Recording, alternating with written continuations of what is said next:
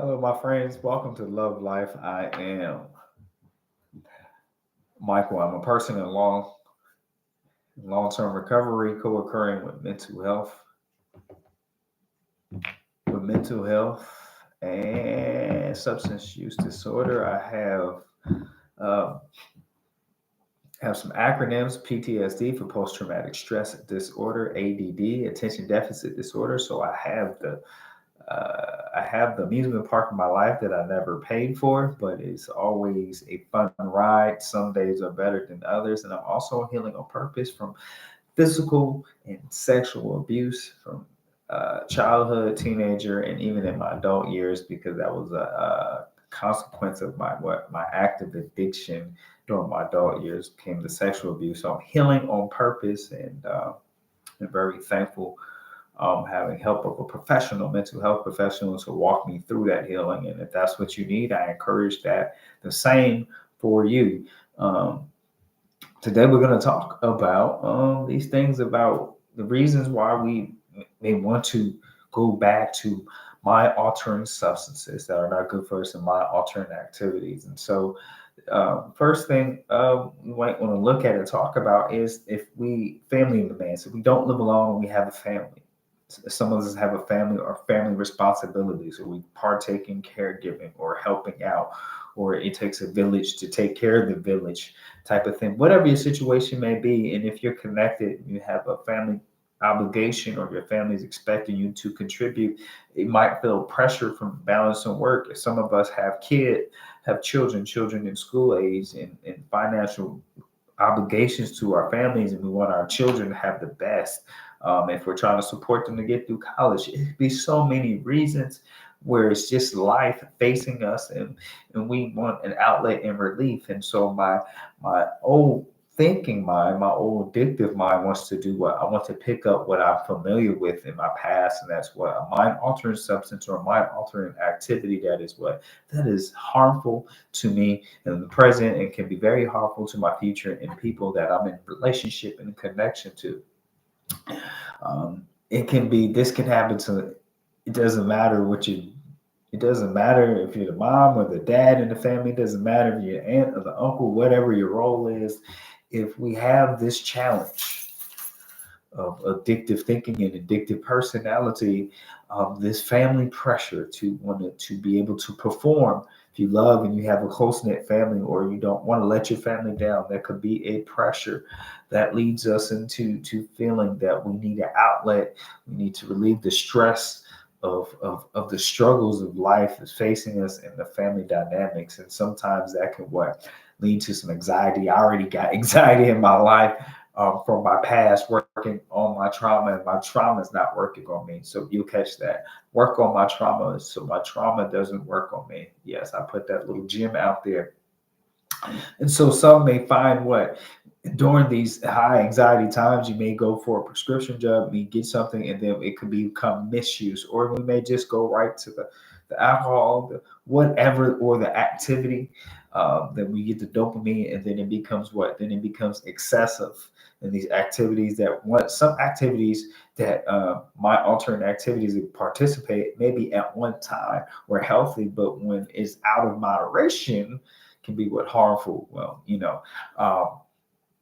And so therefore, so it's easy if we're being a parent or whatever our responsibility, and we're wanting our best to do this sober, meaning without the craving of having that my alternate substance and using a new thinking, which we call being in recovery. Being in recovery is how you think, how you go about. And the sobriety means my body no longer is dependent on, or even my brain signals no longer depends on that harmful activity or that harmful substance that my body was so used to in my brain.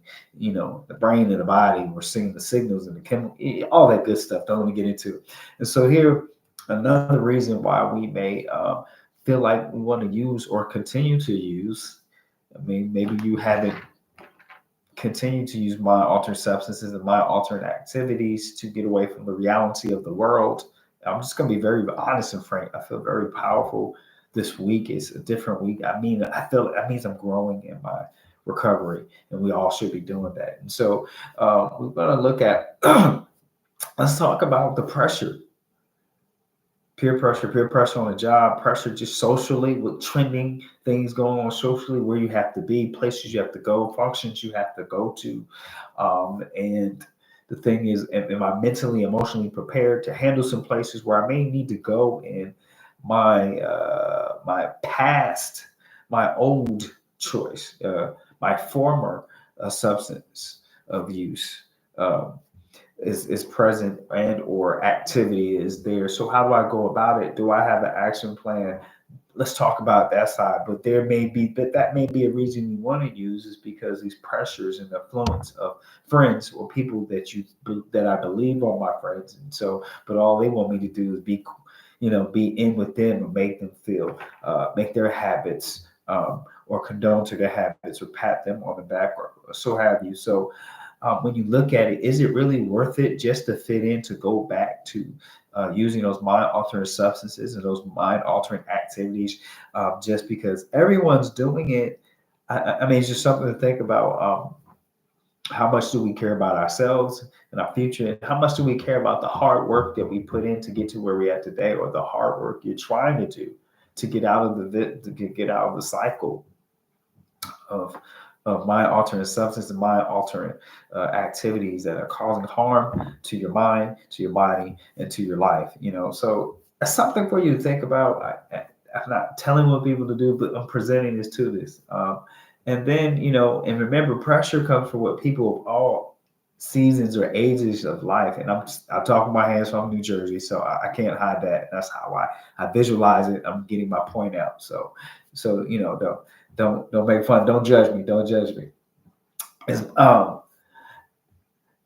and also sometimes there are some things that are glorified. Some substances of choice and mind altering substances are glorified in media or social media and things of this nature. And sometimes mind altering substances, because we have so much access to social media, can be what glamorized or can be put in our face so much. And so if we allow ourselves to be around that, then we can be in danger or have the possibility that we get back into that and become that. So that's just something to think about. And I know I put that in a way that's easier said than done, but at the same time, we hope that we love ourselves enough. We make choices and decisions that love us back, so we love ourselves enough to find a healthy alternative and a healthy outlet, so we don't go back to old habits that harm us. Okay.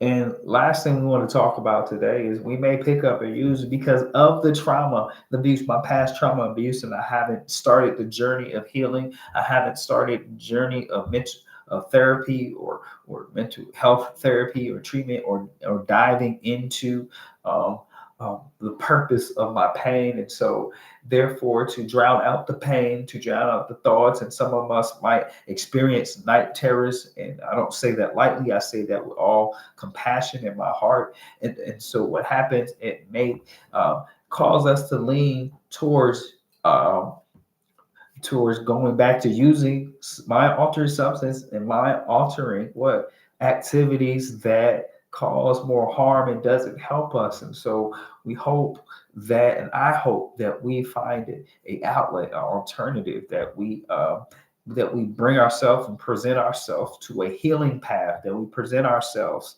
You catch me here, that we present ourselves. And I'm talking excited because I think about when I was doing my alternate substances, how excited I was, or with eager and with zeal to get to that mind alternate substance or the mind alternate activity that left me with nothing, no production, left me with no longevity, nothing sustainable, nothing to help me. And so now I talk with a passion and the vigor, the hope that we just figure it out for today.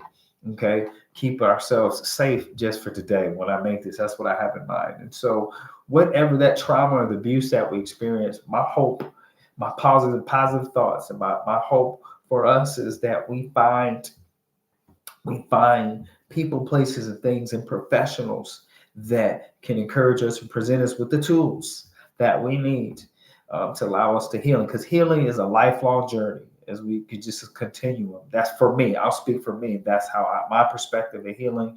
There's no magic wand for my healing. I got to continue to participate in and just keep healing as I live, and look forward to doing the work. Sometimes the work is going to make you uncomfortable when it comes to facing and addressing your trauma and abuse in a healthy manner, in